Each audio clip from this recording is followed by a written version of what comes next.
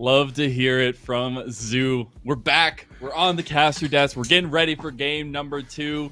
Maryville University smashing game number 1, keeping the trend of the 20K gold leads alive. We'll see what the side of Montana State can respond with. We heard it from the desk. You got to see something non-standard. Got to see some interesting picks. I want to see the Swain. That's all I'm going to say. I'm just going to leave my analysis to that, Rebel. So I'd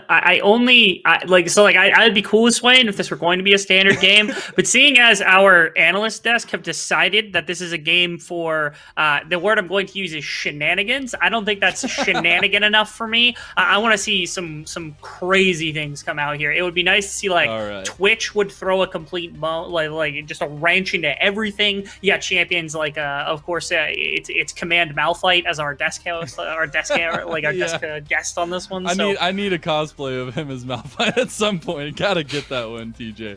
But we are getting into this picks and bans for game number 2. We do have a switch up of sides, so something changing up here. Montana State going to be on that blue side, Maryville on the red. Giving some counter picks to Maryville. Probably not the greatest idea or greatest plan forward. We'll see what happens, though, as we do have some key bans coming off. Montana State take away the Tristana.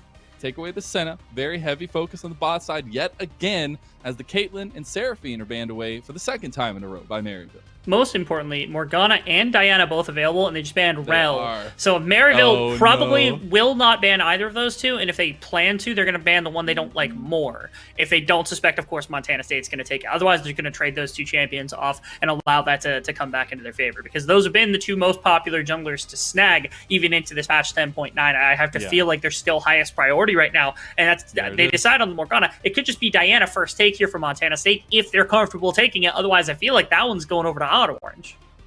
Yeah, I was going to say, you got to do something quick, right? You can't just give over those 2 back-to-back picks to Maryville without getting something that's super strong for yourself. Yeah, I think we both have the same reaction to that one. Jinx is going to come through as the first pick for Montana State. At least they're going with comfort there for Siora. Feel like he had a good performance, but it's the Rumble coming in yet again. Maybe flexible, but Auto Orange looked mighty fine on that pick in game number 1. We're just not going to get a Diana game, man. That's so unfortunate to see it's come for the through. later parts. Wait! Then we're saving stuff, all right? Wait. This would be the play. This would be it. I would love to see a little bit of spice coming out from Maryville, try to throw a little interesting compositions. There it is. They heard you, Rebel. They heard you speaking. They heard you getting upset. They heard you crying over here. They pick up the Diana. That is amazing. This is it, Chief. This is what all the Chiefs have been voting on, and this is it, man. So first off, again, we talked about how flexible Rumble is for Maryville because, of course, Chippies and also Wolfie both very proficient at the champion. So it makes sense they come out here, get 2 incredible AP power picks to come out immediately in this one. Of course, now Montana State. Oh my God, also, TJ with the big brain. Yo, we need a Swain, we need a Malphite, we need like a Twitch to come out, man. We're just making everything that we're saying. They're just pitching it back at us right now. If you got a champion you really want to see, start pitching it now, because apparently these teams are listening to what we're saying. I'm just gonna keep saying Swain over and over. I know it doesn't fit, but it's fine. No, I really like this. Also, I was gonna say the next big thing for me is kind of get that synergy building for Montana State. Get all those semi-globals. Get things that can go in with Puppy in a Hat, and that's just that. Galio does come through for Montana State. That it does. Fits pretty well alongside Galio. It's a really mean combination. I know you've seen like Camille Galio in the past, but Nocturne Galio is another adaptation that's exceptionally good alongside everything else. I was hoping I'd get some Evan RL Twitch. I know he can play AP Twitch too, which is I'm not gonna my hopes up for that. But instead just goes back to Kaiser because he's an insanely good Kaiser player, as you saw in the previous game. I actually think that Kaiser would have been amazing for Montana State instead, just because of the dive that they've prepared. So Jinx now is free to aggress against in the back line, and since there's a Diana on this team, a little terrified of that aspect, since if Galio presses his ult key, all of a sudden Diana gets to do anything that she wants and go in and attack this Jinx. So there is that to pay attention to. So I feel like dive has to be kind of taken away by Montana, or safety has to be taken away just so they can perform this counter dive and try to aggress against Maryville's composition. Yeah, I'm really interested at how Montana State round out. I mean, you've got an idea kind of what Maryville are looking for, a little bit of spice in that fashion, but we do have a Wukong ban in the second phase by Maryville, followed up by the Braum ban. Still another very strong support rising through the meta, having gotten a couple buffs here in the last couple patches. Thresh was the ban away by Montana State, and we're waiting on that last one. So definitely still focusing down towards that support pool. I want to see if they take away a little bit more, if they target out maybe the Jax, maybe some of this solo lane pressure. Is this going to be GP? The wanting to take away a blind top laner potentially. Of course, Set is still available. I was harping this Set because is so strong right now. Not just strong, but like a 10% buff to that AD ratio means that you can build more AD on him, and it's far more valuable. So now Chippies could take that into top lane. You could put it into mid lane if Wolfie's been preparing it. I love it mid lane. It's one of my favorite picks out of the mid lane. You can't really play it jungle anymore after everything that's come through, but I do really like this. This also was a Shady Classic if they really want to flex with it, and it's good into Galio. So like that is another possibility if they really want to do that. Rakan would not be a response that does well into it either, so I don't love that shift because all of a sudden you've now pigeonholed Galio into the mid lane as you're playing some top Galio shenanigans. This would be dope though. This would be good. I would love to see the Gwyn come in, throwing a little bit of craziness in here for Montana State for potentially their last game, unless they can bring us to game number 3. Getting some wonkiness going on with Montana State as they have just a few moments. It will be the Garen coming out for Jeek. Incredible. We talked about this in the previous series. We'll talk about it again in this series. If Montana State, if this is going to be their last game of the tournament, you might as well make it a banger, and they absolutely have for us. They gave us the dive comp, they gave us the Garen. This is going to be awesome to have to watch between these two, as now you get to see the full completed composition here from Montana State. They could go for either of the two depending on where the set is going to end up flexing. It seems like it's they're cool going to putting be it in shady support. set. Oh man, that's not going to be a fun matchup towards the bot side for Montana State, but no. All's well and good, and getting some craziness, getting some interesting, as you said, not playing that standard game. I have to say, though, I would be very worried when you're going up against Maryville composition like this, when you have a lot of strengths on these players who had performed so well. You've got to find something early on for Montana State. I want to see some aggression. I want to see that lane dominance try to come out. I want to see Puppy in a Hat active. Was not able to get the marks very, very quickly, at least, on game number 1 on the Kindred. This time with the Nocturne, you hit that level 6, you got a go button, and I want to see it used. It's the forcing that's necessary for Montana State now. So it's like, it's not even necessarily getting this massive early advantage for this team that's necessary. It's making sure that you're using this Nocturne and this Galio to its best effectiveness. Because if you're just sitting there and you're waiting for perfect opportunities, there's not much to be had. When you've got Garen and you've got Rakan, 2 champions that make for really good buddies to try to go in alongside the Nocturne, you can go really deep into the enemy team to try to put some damage in, especially with a team like this, where like your number 1 tanky champions are like Aatrox and Sets. Like those are not champions that will live for very long in the confines of fights and things of that sort. So it seems like it's up to Montana State to, like our desk had pointed out, throw some disarray with all of this possible dive and all of this possible movement across the map from the Galio and the Nocturne. I just get a little bit worried, I guess, Rebel, when you're looking at the Nocturne in the same vein as the Kindred from last game, where if you're not getting ahead, you're not getting some of those advantages, you literally just become that paranoia bot. You're not going to be very efficient. You're going to have to, when they're all inning with this composition, they've got the Galio piece, they've got Puppy in a Hat that's in a carry position. Like, if he can't get ahead, that makes things so much worse for them trying to go into those team fights, because that's a huge team fight composition there for Maryville. They've got pieces that can pick people out. They've got a wombo combo, if you will, in the middle of everything if they want to take over these objectives. And on that red side, they do have a little bit more priority in that fashion. And I think it's going to be a lot on the back of Puppy in a Hat here. A good amount of it's going to be that control. I think Shidoko could do quite a bit of work as well, being able to just use that Galio ultimate when the time comes. The biggest thing also is this team still has a really good team fight if you've got Galio and Rakan for a lot of just space to put in front of Jinx to make sure that these champions can't do anything. You have to somehow figure out how to box out a Diana and a Set ultimate on top of Equalizer coming in, which is really difficult because now you're going to get squeezed really quickly as the Jinx. So that means that they have to be the one initiating fights. If you're not initiating fights, you're in some real trouble if you're Montana State, which again, it comes back to, you got to throw disarray in. They got to make sure that these fights go crazy. I'm curious to see what Jeeks goes for on the likes of this Garen. I know this was popular at EM Masters as a jungler for one of the regions, but I didn't see much of it, and I don't think they have the event. So instead, we just get to see it in the top lane here up against the Aatrox, which is the preferred pick for Chippies and something he's been insane at all season. Insane. Yeah, he's probably the best Aatrox in the majority of, if not, I'm just going to say in collegiate, he's probably the best Aatrox. You might as well, right? The other thing for me is like Maryville are pulling out some of the old favorites, right? Some of their classics here. You've got Shady on this set. It's going to be insane. I mean, I've gotten to yell his name so many times when he plays this set. He's absolutely insane with the combos. But also Wolfie picking up that Rumble, right? We've seen a lot from him on the Rumble in the past, seen a lot of strengths come out from that mid lane or Maryville in general, even last game in the Silas. And now he's got one of his tried and true picks. And that gives me a lot of hope for how Maryville will want to play this game. Now, earlier today, also, we had the opportunity to see Sir Kenji play the AP Gragas. And if you remember, I think we even casted the game where Shady went AP Gragas and had the most damage on the team as a support AP Gragas, which was disgusting. And I really, there's a little part of me that's hoping he's going like 80 set, where you build like Umbral Blade for vision control and Stride Breaker just to smash the opposing laner. I think it'd be awesome to be able to see that, to try to put some bullying into Rakan and things of that sort. But we'll have to see. Shady obviously is an insanely good player. You saw his impact across the map in the last game. We'll have the same kind of impact this time, but with even more lane dominance on this set. Rakan can't really jump in super easily without taking a very good portion of his health bar, and so the Jinx is really going to be in some strife if Rakan is not playing very carefully within the laning phase.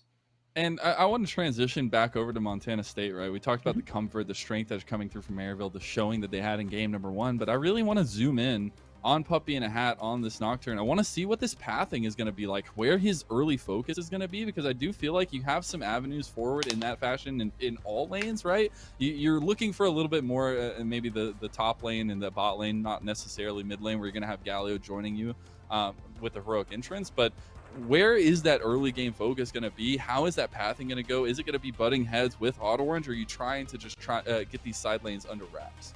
You want the hidden tech here for Nocturne this game? Let's hear it. He's going to farm to 6, just like every other Nocturne in existence. Yeah, Dude, Mazel, why are you hyping Nocturne as this champion who's somehow going to be valuable for level 6 in this game? I don't know why you're doing it. Because you can.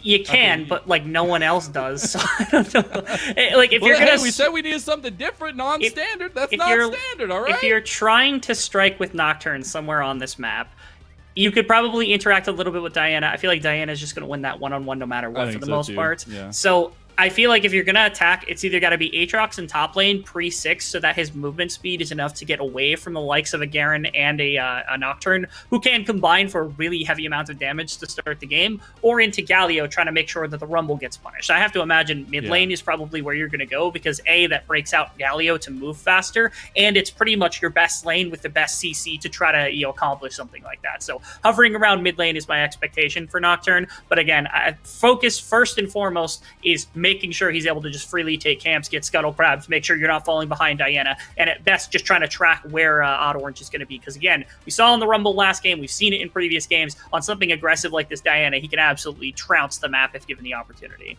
And that's where I want to shift focus as well, is to that Diana and how you typically see that early game play out. I want to know if Auto Orange is going to try to play that aggressor and try to get under a Puppy in a Hat on the Nocturne, because I do, as we mentioned and kind of alluded to, Nocturne gets behind, not necessarily the most effective champion. So like if Auto Orange can find that advantage in the jungle itself, it still leads out to a lot of the same plays that we saw from Maryville in that game number 1, where they just controlled the entire map. And I want to take what the desk was talking about, being a little harsh on Maryville here, and transitioning from what we said about Winthrop, where it's all well and dandy to come out in game number 1 and smash your opponent, right? But I want to see that consistency. I want to see that continue for Maryville, these would-be champions, right? And being able to kind of pull that out and keep that consistency in the cleanliness that they can have in these games. I feel like one of the biggest strengths that Maryville's shown us time and time again is their ability to kind of double back and then fix mistakes really heavily within series. How many times have we seen them go 5 games and end up taking the 5-game series after losing like the first game, second game, something like that? I think if anything, their play improves this time. It could be a little bit more volatile with the Diana jungle, but nonetheless, it should be an exciting game. Should be indeed. Game number 2 of the League of Legends College Championship round of 32 matchup of MSU versus NU starts right now. Shady immediately giving Sior the smoke, just walking in menacingly. I mean, you're cosplaying right now, Shady. You just gotta feel the whole thing. The real fear right there is like if he gets in and is able to, I think in a shallow enough jungle situation, actually find a face breaker, then like that's an immediate burnt flash. Like, there's no situation where Sior against a phased rush set is going to do anything but immediately get out of dodge as fast as possible. So thankfully was paying attention, was actually very active in watching the rest of the map, wanting to get away, not going to burn anything. No ward even burnt. I think it was actually one on red buff, which is from Shady right there. So super impressive by him to be able to snag that little bit of vision by pushing it back this ADC who's on their lonesome. Yeah, and being able to see where Puppy in a Hat's going gives you that advantage, gives you potentially the way to invade, get that early advantage against Puppy in a Hat.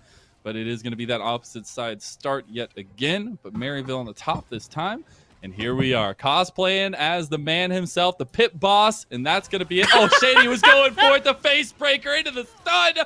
And that's how you started out, Rebel. They're not going to get the kill just yet. And the double knockup from the Grand Entrance going to be there for Disarming Donkey. 7RL might be in some trouble here. They don't have a follow-up, though.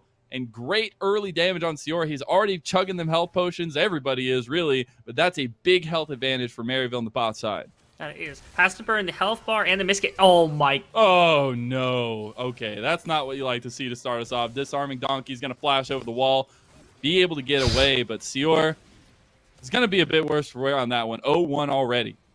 I was going to say this about both Odd Orange and also Shady, which is that in this early game, their champions are like just so ridiculously strong that like if you would ask me where are they going to aggress, I would say who's going to stop them from aggressing anywhere on the map. You've seen it now 3 times. Shady walked into jungle, got a red ward, walked in from Tribe Rush and got an immediate grab onto these two. Watch this also. He Shady's walks right so past Rakan and pulls both of them.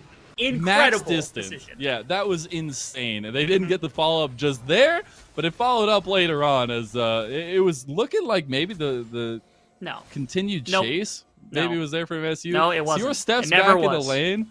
Sior steps back in the lane. There's still a flash available for Shady. Flashes right in. That was just a disrespect of the flash. Maybe they thought it got called earlier. Maybe that was the problem or something. But all we know is that like Shady was ready for it. He knew exactly what to do. Flashing in the early levels as said is something super good. He's going to find another one here too. He don't stop. He's going to get the showstopper, the face breaker rather, into it, but not going to get a lot of damage followed up on the Disarming Donkey. About half health on the Rakan. That matchup is not looking very good, and there's Odd Orange to capitalize even more. Bot lane focus galore for Maryville University.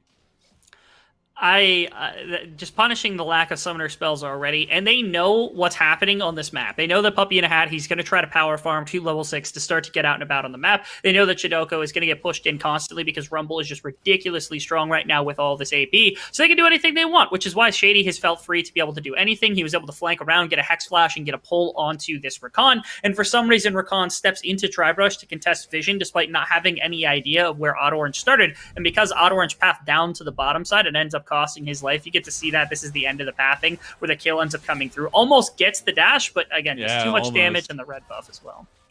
I was really close to Donkey getting out of there, but Odd Orange too quick on the trigger pull there, gets the kill as well. So setting up the Diana for a strong early start here, 4.5 minutes in, 2 kills to Maryville, and a pretty decent gold lead developed already because of the CS differentials yet again across the map. Yeah, and again, Chippy's got his response into Garen, which is Aatrox, which seems to be working as the wave is stacking. And like Nocturne, again, this would be the lane, at least an A lane that can be hit by the rest or by like the likes of this Nocturne at the top side, but not going to worry about it. Instead, just going to use this as a back timer for Chippy's as this wave shoving in. It gave him a 20 CS lead, now probably going to get dropped to like 10 or something. Same thing happened in mid wave where you're up 10 CS, 15 CS, something like that. And these are just naturally occurring just off the back of waves getting slammed into tower over and over again, and no pressure from the Nocturne yet to try to, like compensate for something like that. Yeah, it's I really need to see Puppy in a Hat getting involved once you get to that level 6. I do also want to see some earlier objective control at least coming out when you do have this little advantage here, and you have had bot lane for Maryville at least being so strong in the lane itself. With Odd Orange down this way, and with Shady going in for another engagement, good to see some bot lane focus yet again. Shady's just right on top of him, but can't get the damage down just yet. Haymaker comes out, not enough. There's the TP now coming in from Jeek, but also from Chippies. Can Jeek get the kill onto Shady before he comes down? There's the silence. The big damage is there. Jeek gets a kill, but can they get out? Chippies is here. There's Odd Orange coming in, but he doesn't have ulti yet. No Moonfall available. And that will be a return kill, you know. MSU coming out with a little bit of wins themselves. That they are. Finally, a cover comes down into bottom lane. Shady is just getting really aggressive. Jeek got called kind of late to that one, only because of the TP. I think they were waiting for the full commitment from Shady before anything else. Was only like a handful of seconds away from another haymaker that would have saved his life. Yeah. This does mean that they're like doubling, tripling down into this bottom lane tower. Yeah, I was about to say. I saw them down there, and I was like, I feel like that's not allowed. I believe the term was illegal that was given to us earlier by, I think it was Sir Kenji or Sasuke that said that, or at least that Emery said that would be. They stand here, they're trying to collect this wave, and there's still 3 members on bottom side. So even though the play doesn't come through from MU immediately, they are able to snag that, and it looks like Orange is going to take his attempt at this dragon as well. And 4 kills, all 4 of them for Maryville, picked up on that bot side, really punishing Sior and disarming Donkey down there, as well as we're going to get a replay of the tragedy that happened in bot lane.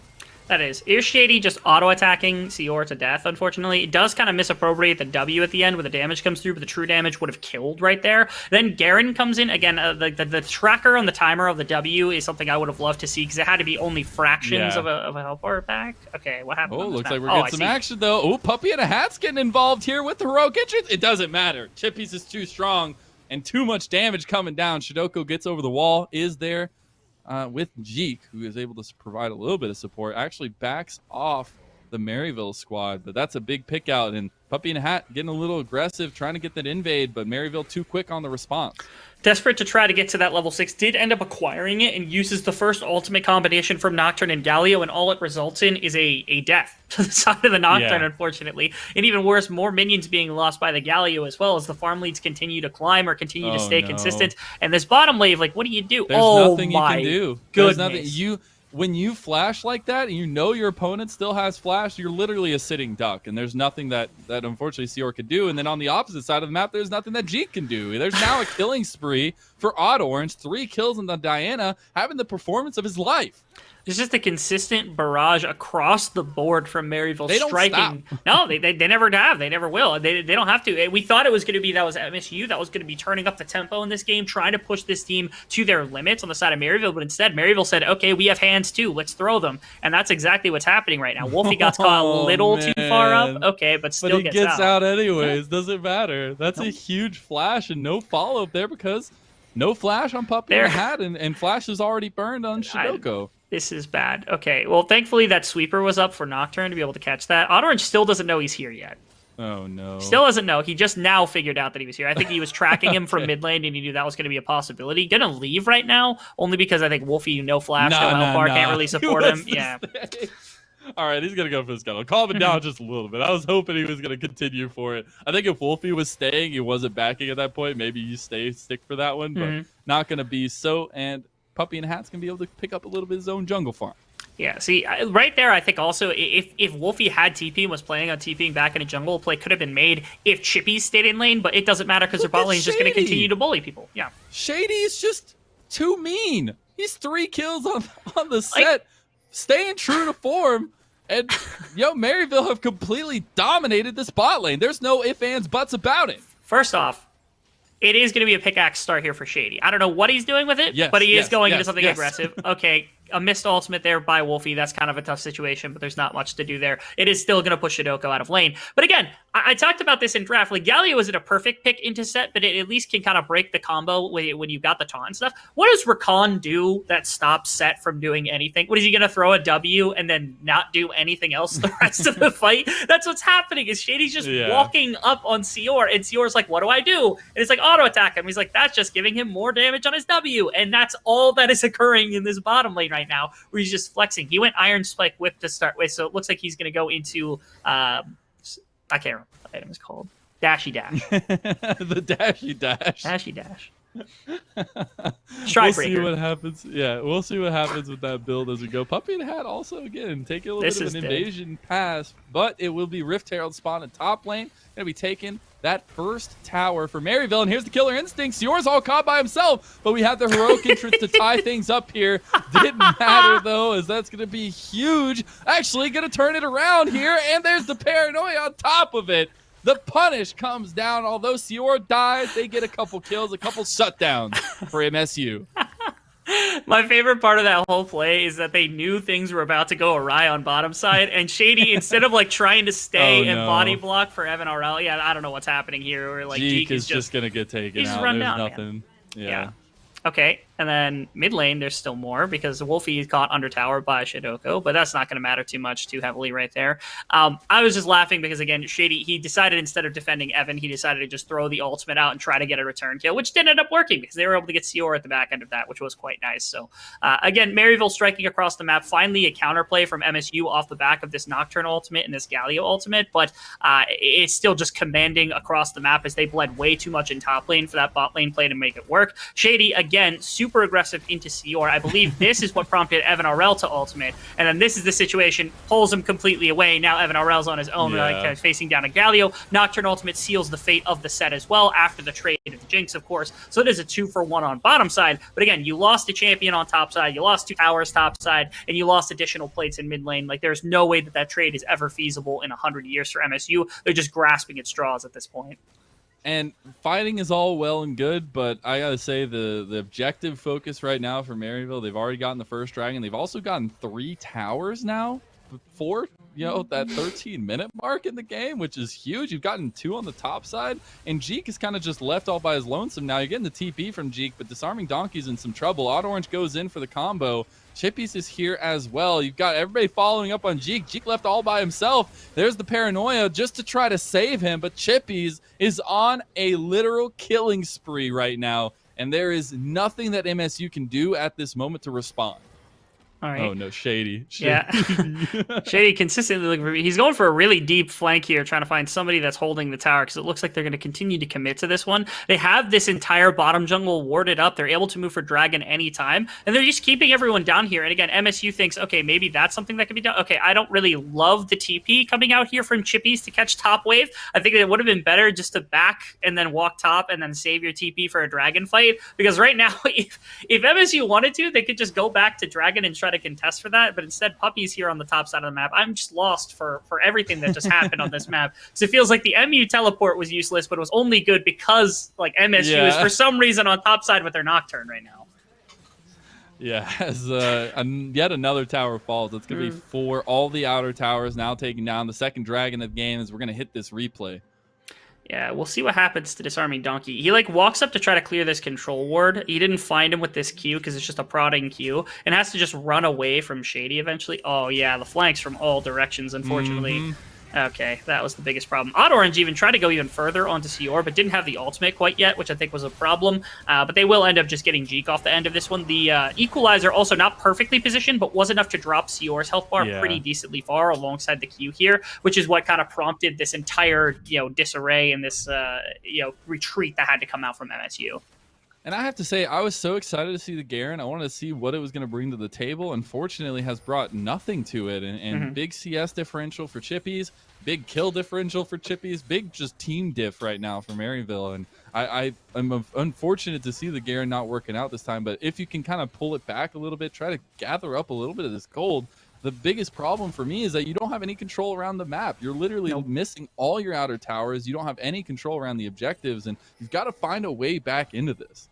I just don't know that they have one, only because the Nocturne Galio is so far behind that you're not able to just burst somebody off the threat of that alone. Like, if you do it onto Evan, or if you put it onto Shady if he doesn't have shield or something, maybe there's a chance that you could just CC that person to death. But for the most part, everybody else on the team, they're trying for something. This is the combo you're looking for. Not going to connect, though, and they don't even get the Mega Death Rock. And now the re-engage comes in, and the bars are dropping.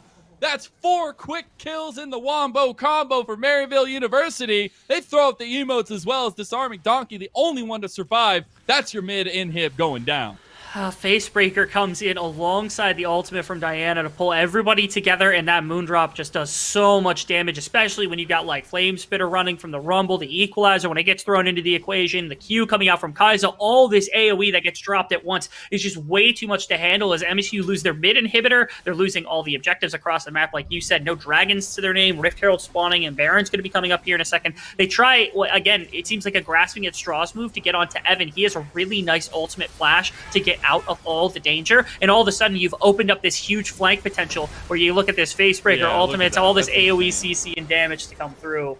And Sior literally has no health to get Mhm. into that fight, right? There's no chance that those auto attacks are going to be coming through because the distance is too small, and you're just going to get popped, right? And Mhm. unfortunate as it may be, right? The execution there from Maryville, the desperation coming out from MSU tends to lead into Maryville's hands here. It's too much for MSU to handle.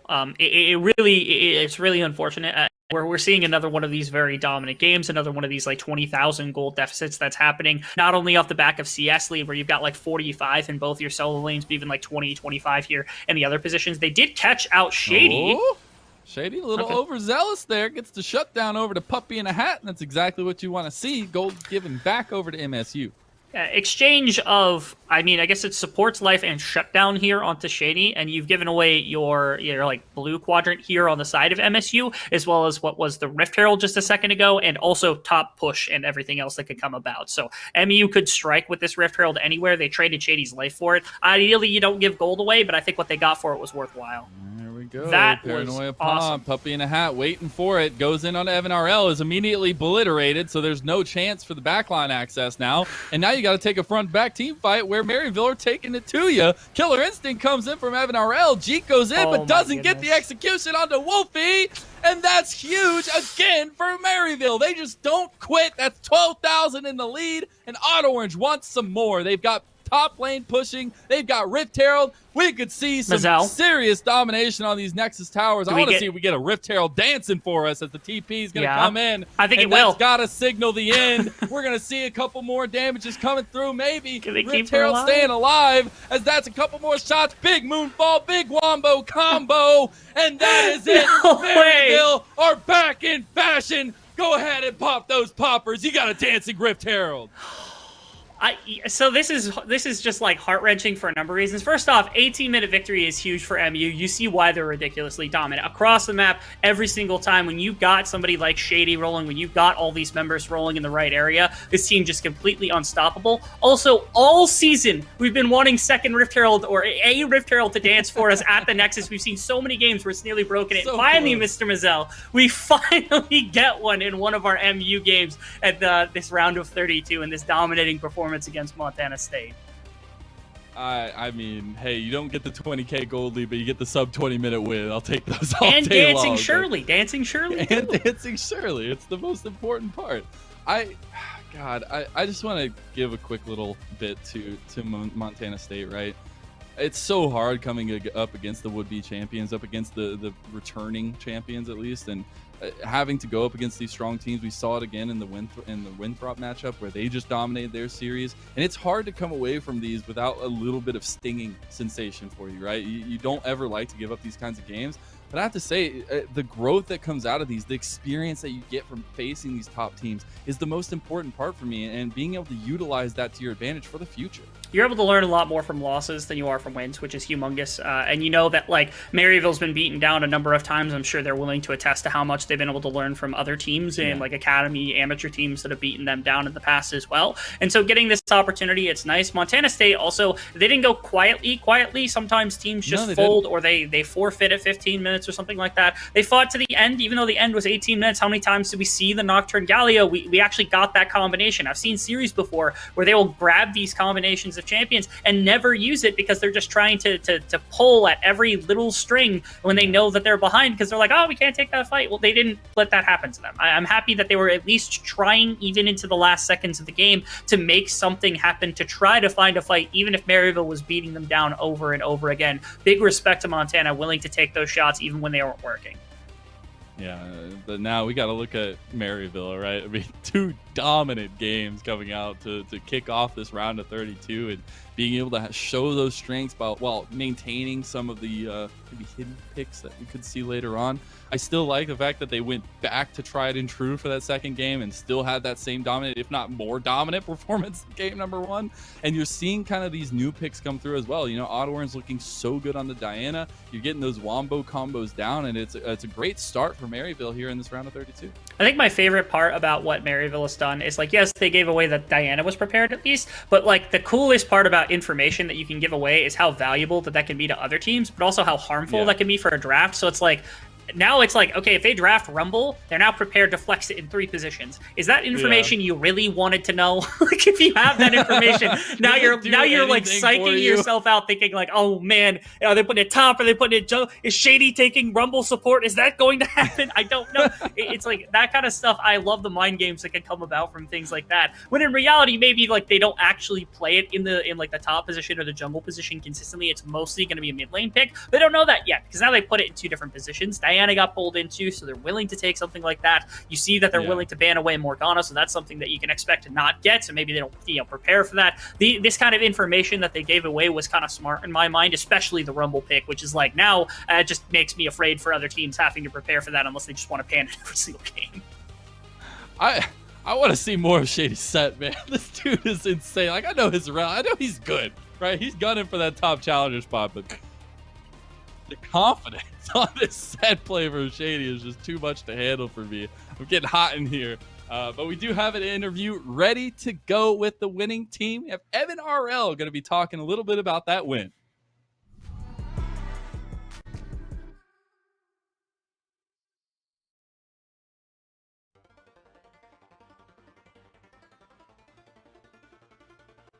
Evan RL Lawson, and Evan RL coming off of that first series win. Maryville, obviously you guys come into most collegiate tournaments as the favorites, very much the favorites for this. How do you feel about your first game in the round of 32, moving on to the round of 16, and what are your expectations for yourself and the team this year? I think our expectations are to, take it all. I think we were champions in 2019, and we're looking to do it in 2021. Yeah, I like that answer, straight and to the point. What kind of developments have you guys made over the last, proving ground split? Because that's pretty much mostly your competition, right? You guys did compete in CLOL, but, the regular season of CLOL can be a little bit spotty sometimes. In terms of proving grounds, what kind of changes have you guys made to elevate your gameplay? I think we obviously struggled in proving grounds, so we got to see a lot of our mistakes. So focusing specifically on, how we threw most of our games, or, just how those games went bad, is stuff that we're able to review and grow off of, and I think it's helped us a lot. Getting all those games versus the amateur teams will, make CLOL pretty easy for us. Yeah, and that's definitely what it looked like in your first set today, as you guys go up against Montana State, take a pretty confident 2-0, as expected, as one of the tournament favorites coming into this, if not the tournament favorite in this one. And Evan, I want to talk to you because you actually have a really unique experience with CLOL, because you go way back in CLOL, 2014, playing for RMU in that season, and kind of being the definitely a collegiate veteran. How do you feel like that adds to what you can bring to a team? The fact that you have all this experience to draw upon, the fact that you are playing now for your 3rd different team in the CLOL championships once again here this year. I think for me, it makes me a pretty versatile player and someone who's played on the stage before. Obviously, due to COVID, we're in, our Maryville practice room, but I've been in those high pressure situations and I've been able to adapt to different teams and have pretty good success with them. So I think it helps me just be a better player overall and a better teammate. Yeah, a solid answer. My final question here, I'm gonna, a little bit of a lighthearted one. You made a tweet the other day about, Shady right after his climb towards rank 1. You said, the Maryville bot lane were dominating the ladder, 1,500, 1,600 LP in total. What's kind of the relationship between you and Shady down there in that bot lane? You guys are definitely one of the strongest 2v2s that are here in the Collegiate Championship. Well, the way me and Shady play bot lane is Shady wants to fight all the time, so I'm there to follow up and support the set as Kaisa at that game, for instance. I'm on his wild ride. Yeah. Oh, bad. Yeah, whatever Shady wants to go or take it. Evan, I know this has been short and to the point, but I do want to give you a chance to kind of elaborate on any points, shout-outs that you'd like to give just for yourself or for the Maryville program in general before we let you go here. Sure. Shout out to everyone on Maryville. We are a 10-man roster. We're pretty collaborative, and people help each other, 1v1s, matchups, stuff like that. We all go review and, champ select prep. It's more than just the 5 players you see on the screen. It's everyone behind the scenes and, everyone playing. We're a big family here. Yeah, and I know that means a lot to you as well, coming from the B squad earlier, with Value playing on the A squad in the last season of Scouting Ground circuit, at least, and collegiate as well. Now you playing on the A squad and looking damn good, I must say, in the first game, in the first series today. So best of luck to you for the rest of the tournament. I'm sure that we will be seeing you in good form again next week, and excited to see how far you guys can go in this one as well. So thanks for joining us for this. Best of luck moving forward, and congrats on the win today, Evan. Thank you so much. All right. Short, sweet, and to the point as we welcome back TJ Command Attack Bjorklund to join us on the desk. And guys, I want to get your thoughts on Maryville, one of the tournament favorites that we have coming into this one. As we teased, Evan seems pretty short and calm, exactly what we'd expect out of someone with his experience that he brings into this tournament. And TJ, kind of curious about your thoughts as someone who has played and coached in this tournament as well, with Illinois in the past years.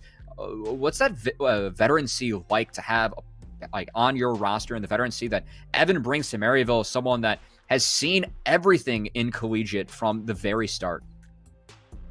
So I think it's super important to have a player like that, because you kind of get the sense of like confidence in making decisions. So one of the things that I've struggled with some players where it's like, oh, like I just don't know what to do. But for a player like Evan, like he's seen a lot, he's played a lot, he knows what better teams have done where they've taken games from him. He's known what worse teams have done when they have beaten worse teams, right? So he's able to say like, I think based on my experience, this is a good decision to make. And even if he's not the one making the full final decision on it, he can at least contribute that to his team discussion and say like, oh, remember that one time where this team did this? Let's try to do something like that.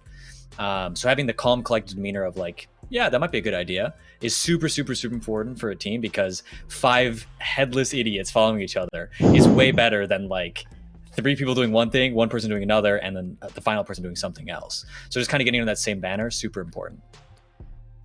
And that's the scary part about Maryville too, is that obviously we're talking about Evan and his experience specifically with collegiate, but their entire roster has this experience, with Shady having a stint in LCS, Auto Orange playing for TL Academy and being a very good jungler in Scouting Grounds and Proving Grounds as well. Wolfie's been with Maryville the entire time, was even a draft pick in one of the Scouting Grounds as well. And then Chippy's his international experience playing as a pro.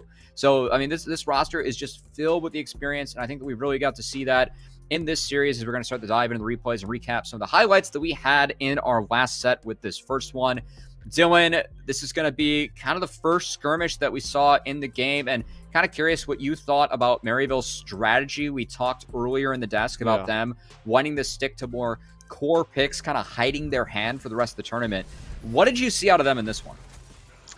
This just feels like classic Maryville minus, you know, the Rumble and Diana, right? I mean, Chippy's on the Aatrox in the top lane is something that is just a staple of his champion pool in the Proving Ground circuit.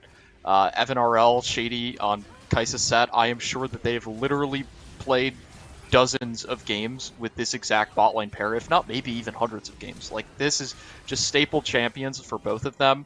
The Diana and the Rumble, definitely a little bit interesting. Rumble doesn't surprise me, though, for Wolfie, for him to pick that up now that it's kind of gained prevalence, because, you know, sort of like that Doinby style 2019 Worlds with FPX, feels like Wolfie's sort of that same style of mid laner, where he's not gonna, like, dominate lane, he's not gonna, like, chain solo kill the enemy mid laner. He's gonna look to play picks that like get priority, are more useful on the map, are like good in skirmishes with his aggressive jungler and support. So I like that Maryville is showing this. Maybe it's a little bit too early, I don't know, but you could probably already assume that Maryville plays it.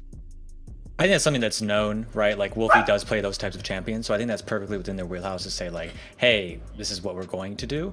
I would have been more surprised for them to pull out some super lane dominant champion and Wolfie say like, hey, I'm not really to be messed around with.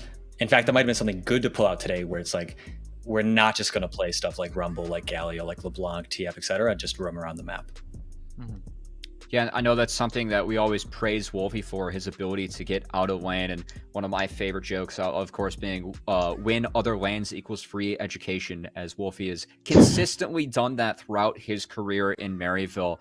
His ability and prevalence to roam in the mid lane and help out his teammates, something he's so good at in a pick like Rumble, really fits Maryville in this meta. But something else that we were really impressed with throughout this series that we were talking about on the desk was actually Montana State. I know they dropped 2-0 to the tournament favorites, but we thought they had a lot of positive plays on the Rift. And I know this next replay is something where it may not go exactly to plan, but it's definitely something that we'd love to see, the proactivity and plays that in review, they can walk away from these games and say, like, you know what, we did some good things on the Rift for this one.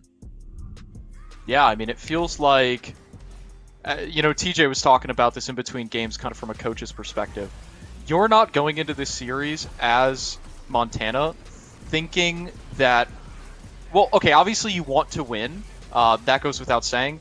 But it's okay to lose, obviously, just because of the matchup. And, it's an accomplishment just to make it this far. And TJ was kind of saying that, from a coach's perspective, from like a player perspective, you should be focusing more on the positives. And that was that Montana State did not go down without a fight. And they also kind of played into that whole idea of like, prepare a unique draft and strategy to try and counter what Maryville does, right? The Garen was an interesting kind of an adaptation to the series meta.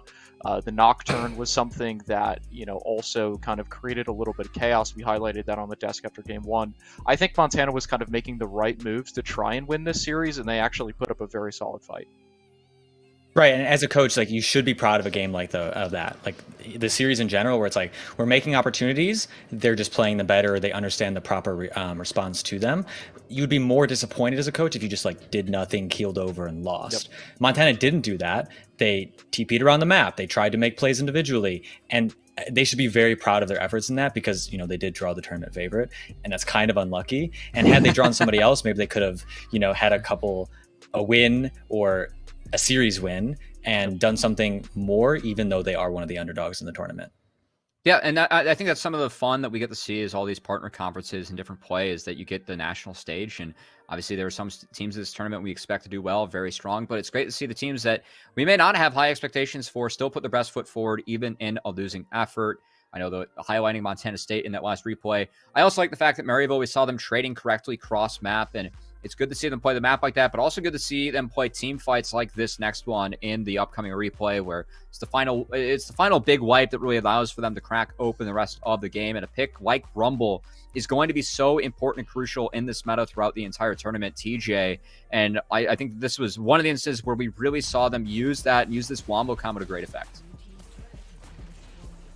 Yeah, so Rumble for sure have high prevalence. The champion is absolutely disgusting across multiple roles. And as you can see here, like, Jinx just cannot contribute to the fight at all because Rumble pressed the R button. He then gets a bunch of AoE damage on the rest of the team, and it's just like, yeah, that's a problem. That champion is so ridiculously overtuned. So I'm wondering if they're going to continue to play that, and if so, will it always be in the jungle, like they showed game one? Will it always be in the mid? Will it flex depending on who they're playing against, etc.? Mm-hmm. Yeah, I know that a player like Chippy's definitely going to be able to have that pick in his pool if he wants to, and a three-way flex, something really powerful in the meta.